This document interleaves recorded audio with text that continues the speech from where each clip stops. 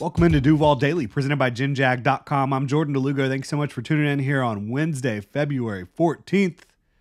Look, the Jaguars, they have got free agency coming up hot and heavy. It is less than a month away, right about a month away. Obviously, the franchise tag window is opening in about a week as well. We'll see what happens with Jaguars, Josh Allen, Calvin Ridley, all that fun stuff. But right now, we're going to look at some potential free agent connections that the Jaguars staff has, right? Some guys that the Jaguars coaching staff has worked with in the past. And so these are some players that maybe they want to bring in from different spots that could potentially compete for starting jobs, could compete for role-playing jobs, and then, potentially back of the roster. So we'll take a look at some of this stuff. We're not going to go through every player here. We're going to be looking at non-Jaguars free agents, obviously. All the Jaguars free agents have connections to this staff, right? I'm not just going to look at everyone that has worked with one of these coaches before, but guys that I think do make sense for one reason or the other with this Jaguars current coaching staff. So we're going to go ahead and dive into it. But if you enjoy the content, please like, subscribe, hit that notification bell. You can also check out genjag.com/shop. Just dropped our Duval football throwback tee. You can go check that out again. That's genjag.com/shop. So we will start with the Atlanta Falcons, the defensive side of the ball. That's where Ryan Nielsen, the Jaguars defensive coordinator, coached last year. You've got a number of free agents that I think could make sense for the Jaguars from the Falcons, right? Calais Campbell, does he want to come back to Jacksonville after Trent Baalke kind of lowballed him last year? Who knows? Probably if the price is right. Obviously, they were flirting a little bit last year. He ended up going to Atlanta, having a very nice season under Ryan Nielsen. But I definitely think Calais Campbell's the type of guy that could come in, provide leadership, get back with Josh Allen, get back on this defensive front, and have another good run and improve the run defense, improve the team as a whole, right? This is the type of guy that makes your football team better in a lot of ways. I know he's up there in age, but I think Calais Campbell could make sense for the Jaguars if he's interested in a reunion. Again, didn't quite go so well when he came in for an interview last year.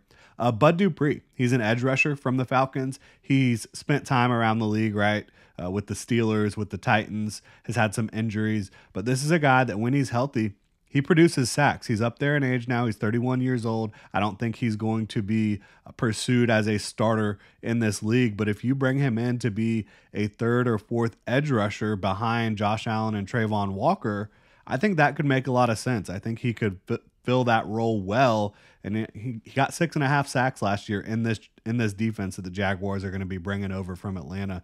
So I think that's a pretty good fit.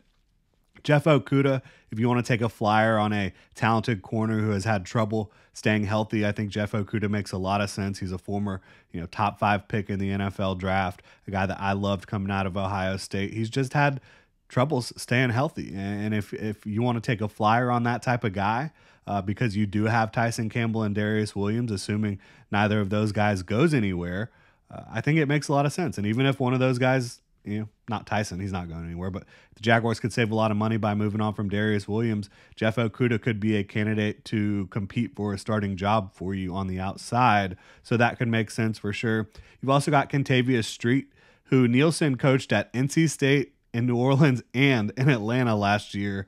He was started the year in Philly last year, ended up in Atlanta. More of an interior defensive lineman who can get some push up front for you, a role-playing type guy, compete for the back of the roster type guy, and also compete for a role, like I said.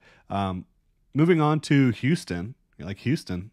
Who coached in Houston? Nobody. But they have a couple defensive players with connections to the Jaguar staff. Sheldon Rankins, who was in Houston, worked under Ryan Nielsen in New Orleans for a couple years. I think he makes a ton of sense up front. He's a guy that can create interior penetration, a guy that can help Josh Allen and Trayvon Walker, right? There was not enough of a push in the middle of the defensive front last year, both from a run game standpoint and a pass game standpoint. If you get Sheldon Rankins in here and he's trying to push the pocket, get into the backfield, and not allow these quarterbacks to step up, you could see Josh Allen and Trayvon Walker thrive even more than they did in 2023. So I think he makes a lot of sense up there in age, probably going to be in the range of $10 million. I think that's what PFF projected for his average annual value for his contract, but probably a 1 or 2 year deal for Sheldon Rankins, and a guy that I think has played in this defense and could absolutely help out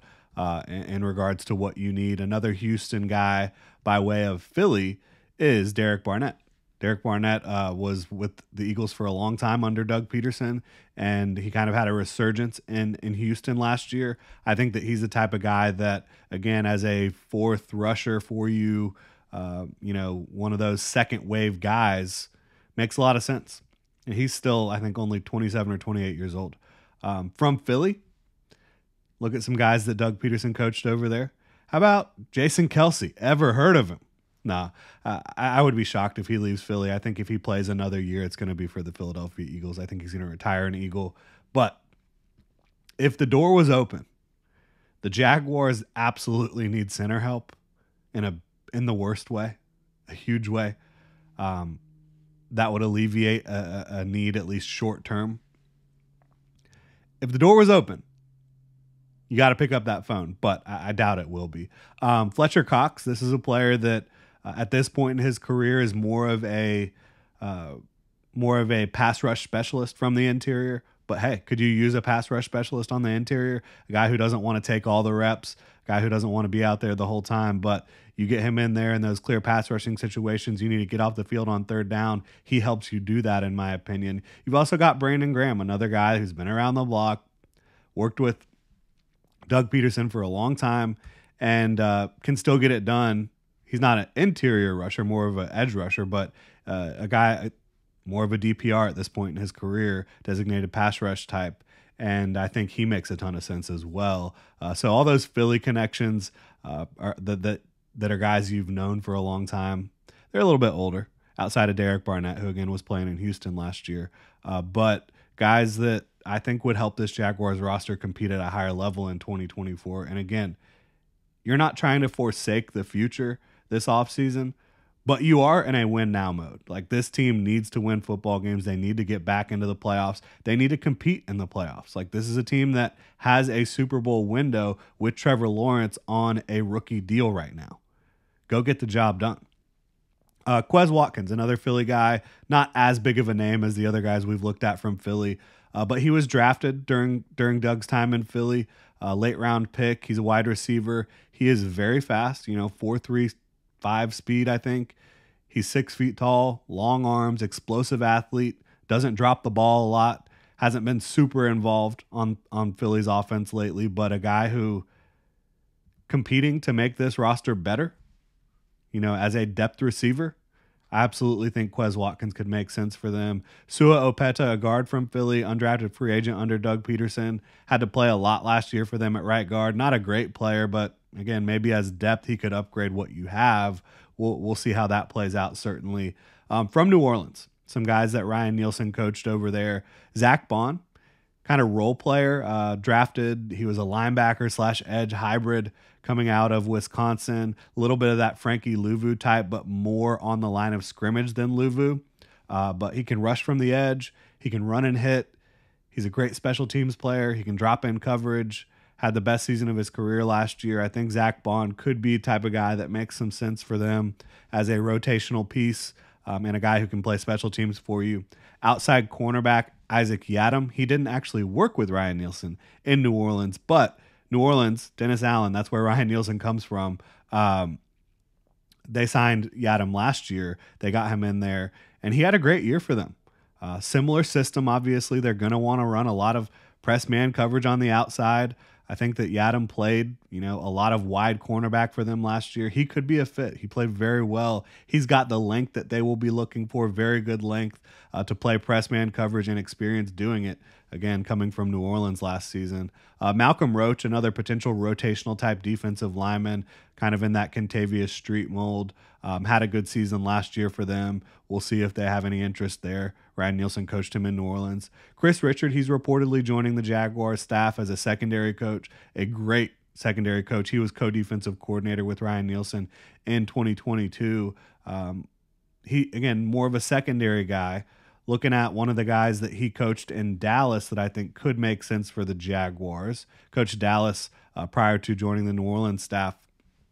Jordan Lewis, the nickel corner. He's played a ton of snaps in the slot, has good length, can really play the run and blitz at a high level. Had his best years in coverage under Chris Richard. Maybe he can compete for you at nickel. I don't think you would bring him in here and guarantee him a starting job, but maybe a guy who could compete for a starting job and improve your overall depth in the secondary. So that's a pretty decent list there of guys that have connections to the Jaguars coaching staff.